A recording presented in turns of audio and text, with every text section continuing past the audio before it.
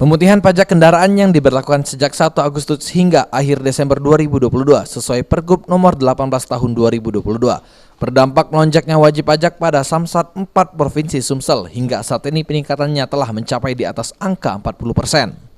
Animo masyarakat terkait adanya program pemutihan denda maupun bunga pada pajak kendaraan roda 2 maupun roda 4 berimbas melonjaknya wajib pajak pada Samsat 4 Celentang, Kelurahan Bukit Cangkal, Kecamatan Kalidoni.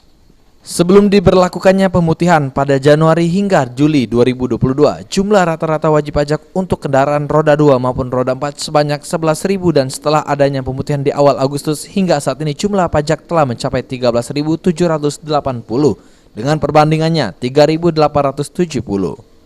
Adapun pajak yang dibebaskan dalam pemutihan ini yakni denda maupun bunga pada pajak kendaraan dan pembebasan BBNKB dari luar provinsi. Sedangkan untuk BBNKB di dalam Provinsi Sumsel, biayanya tetap diberlakukan.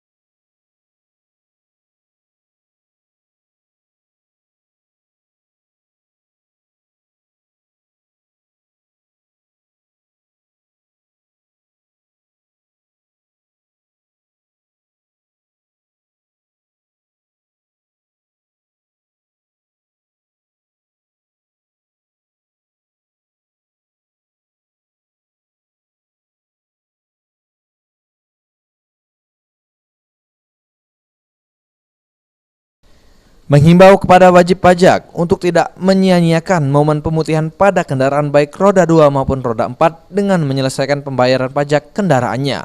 Abidin Riwanto, PAL TV.